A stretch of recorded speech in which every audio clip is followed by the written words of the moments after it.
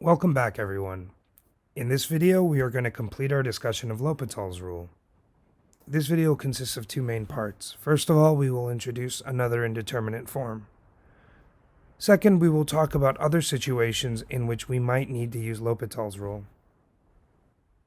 We will be doing this primarily through examples, specifically the examples I had intended to put in the last video. Last time, we learned all about L'Hopital's rule. L'Hopital's rule gave us a way to compute limits of quotients of functions that are both zero at the point we're taking the limit.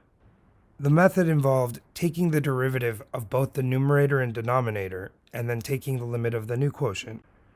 We also saw that sometimes it takes more than one iteration of L'Hopital's rule in order to get it in a form whose limit we can actually take. We also introduced the vocabulary of the indeterminate form 0 over 0. This phrase describes a limit where both the numerator and denominator go to 0, and thus the limit can't be taken as written. That's why we say it's indeterminate. Let me tell you a little bit about the history of this theorem. L'Hopital's rule was originally published by the Marquis de L'Hopital in the 17th century, but it's widely believed that actually Johann Bernoulli was the mathematician who first proved it. Let's take a minute to recall a couple of limits that will come up a lot in this section. I won't say too much about them, but I recommend you pause the video if you need to recall them. So I keep saying the indeterminate form 0 over 0 because there is another indeterminate form. We see it here, it's called the infinity over infinity indeterminate form. This form occurs anytime the numerator and denominator are going to infinity or negative infinity, as x goes to wherever the limit's being taken. The interpretation of what's going on here is a little different than before. In this case, the numerator and denominator are both going to infinity, so in some sense this limit measures which one's going to infinity faster. If the numerator is going to infinity faster, then the limit will be either positive or negative infinity depending on the situation. If the denominator is going to infinity faster, then the limit will be 0. If they're both going to infinity at a comparable rate, then we'll get a non-zero finite limit. The other major feature in this example is that now we're taking the limit as x goes to infinity. It turns out L'Hopital's rule also applies if x is going to infinity, even though the original statement only was stated for x going to a finite number. So let's do this example where we both have a limit going to infinity and we have the indeterminate form infinity over infinity, just to kill two birds with one stone. One last thing. Before we begin, you might notice that the denominator has x cubed. That means we should expect to have to apply L'Hopital's 3 times, so I recommend you pause the video here and try this exercise before we do it together. So even though I've already said it, the first thing that you should always do in one of these limits is make sure that the limit is actually in an indeterminate form. In this case, it's in the indeterminate form infinity over infinity. This means that L'Hopital's rule applies in this case. We know that the derivative of e to the x is itself, and we know that the derivative of x cubed is 3x squared. That means that our original limit is equal to the limit as x goes to infinity of e to the x over 3x squared. Notice that our new limit is still in the indeterminate form infinity over infinity, because e to the x and 3x squared go to infinity as x goes to infinity. While it is very important to check this, I decided not to write it down to avoid cluttering the screen. So we can apply L'Hopital's rule again. E to the x still has derivative e to the x, 3x squared has derivative 6x. Once again, our limit is in the indeterminate form, infinity over infinity, so we can apply L'Hopital's again. We finally have it in a form in which we can actually evaluate the limit. Since e to the x still goes to infinity and the denominator is just a constant, we know the limit must be infinity. Before we move on, let's take a second to notice a couple things. First of all, the limit is infinity, so we know that the function e to the x grows faster than x cubed. But if you think about it, there's nothing special about x cubed. If that was x to the 4th, we may have had to apply L'Hopital's 4 times, but the result would be the same. The limit would have been infinity. In fact, it does not matter what power of x we would have chosen. E to the x goes to infinity faster than any finite power of x. And that's one of the major features about exponential growth. It goes to infinity very quickly. So before we look at another example, let me give you some words of warning about L'Hopital's rule.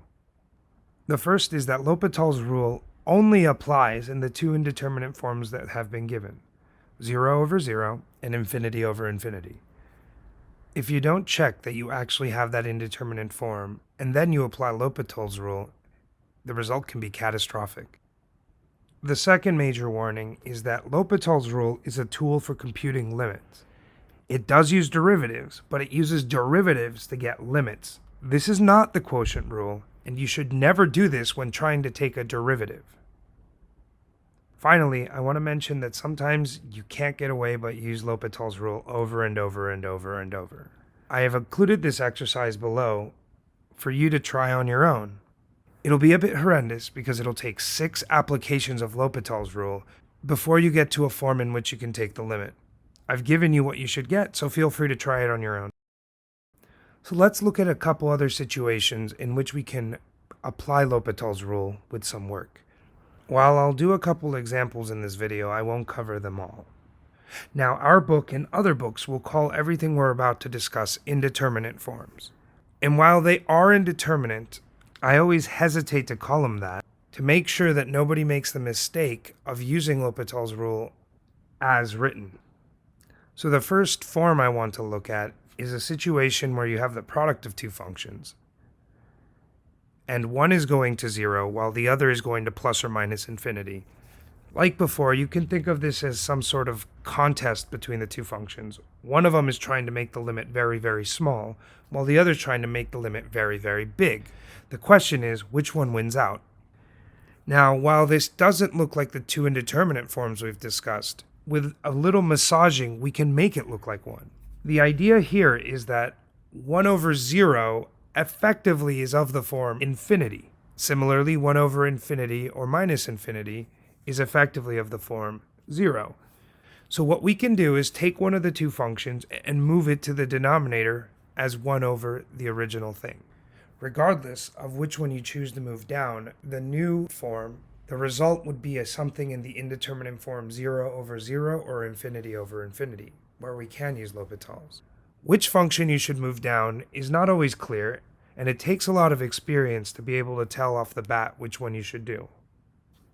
So now let's look at the example at the bottom of this screen. Here we have the product of x and ln x, and we want to find out what happens as x goes to 0 from the right. I will use this as an opportunity to remind you that ln of x is only defined for positive values of x. Now let's look at what each of the two functions is doing as you approach 0 from the right. Well, x is simply going to 0, while ln x is going to negative infinity. So this product is of the form 0 times negative infinity. So we know we need to write this as one of the functions divided by 1 over the other function. So why don't you pause the video here and try it for yourself before we go through it together. Okay, let's get going. So let's rewrite our limit as the ln of x divided by 1 over x, or the ln of x divided by x to the negative 1, which is equivalent. Now notice that as x goes to 0 from the right, ln of x is going to minus infinity, while x to the negative 1 is going to positive infinity. So now we do indeed have the indeterminate form infinity over infinity, and L'Hopital's applies. So now we apply L'Hopital's as before, and we get that our limit is equal to the limit as x goes to 0 from the right of 1 over x divided by minus 1 over x squared. Simplifying it gives us the limit as x goes to 0 from the right of negative x. This is a limit we know how to compute, and we get 0. So the original limit must also be 0 by L'Hopital's rule.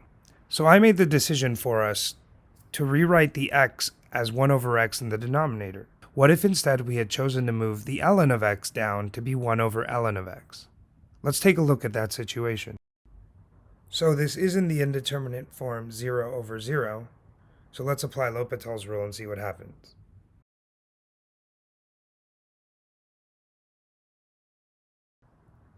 Well, that's not great. Now the denominator is even more horrible than it was to begin with. So why did that happen? Well, the derivative of 1 over x is much better than the derivative of 1 over ln of x. so moving x down was the right choice. So I'm going to mention one last set of forms that can often be manipulated into situations where L'Hopital's applies. The general idea is you have a function being raised to the power of another function. Because of properties of exponents, it's important that the function you have as the base is always positive, at least near the point at which you're taking the limit. I've listed 3 different forms which fall into this category. We will focus on the first one because that's the one that comes up in the example, but the technique I'm about to demonstrate will generally work for all 3 of these. This is the form infinity to the 0. So this means you have a function as the base that's going to infinity and a function as the exponent that's going to 0. So just like before, there's a competition between the 2 functions. The base is trying to take the whole function to infinity while the exponent is trying to take the whole function to 1, because anything raised to the 0 is 1. If you remember, back in chapter 3, we learned to differentiate functions of this form. Back then we called it logarithmic differentiation. Depending on your instructor's approach, you did it in one of 2 ways. Either you introduced a new variable y and set it equal to whatever you were differentiating, and then you took the logarithm of both sides and used implicit differentiation. Alternatively, your instructor may have told you to rewrite the base as e to the logarithm of the current base, and then using the chain rule you could find the derivative. The techniques we're about to use to evaluate these limits: you can either introduce a new variable y and take the limit of ln of y, or you can rewrite your function with base e. Either method works, but in the solution we're about to present, we use the first one. So once again, take a minute and look at the example. Notice that x is going to infinity as x goes to infinity, while the exponent is going to 0. So this is of the infinity to the 0 form. So I suggest you pause the video now and try to apply the methods we just mentioned. Resume the video when you're ready to work through the solution. Okay, as I mentioned before, this is of the form infinity to the 0. So let's introduce a new variable y equal to the function x to the 2 over 1 plus ln of x. Next, we will take the logarithm of y and simplify it using properties of logarithm. Hey, check it out. Both the numerator and denominator are going to infinity as x goes to infinity. That means we're once again in an indeterminate form where we can use L'Hopital's rule. Since at this point we've done this a few times, let's speed through the computation. But effectively, after we use L'Hopital's rule and simplify, we find that the limit is equal to 2. Now this next part you have to be very careful. While we found the limit was equal to 2, we found that it was the limit of ln of y, not the limit of y. So in order to finish the computation, we find the limit of the original function, which we called y, by finding the limit of e to the ln of y, which in this case must be e squared. Do not forget this last step. The whole point of this method is to find another function whose limit is easier to compute, and then use that to find the original limit. If you forget the last step, at the end of the day, you're not answering the original question.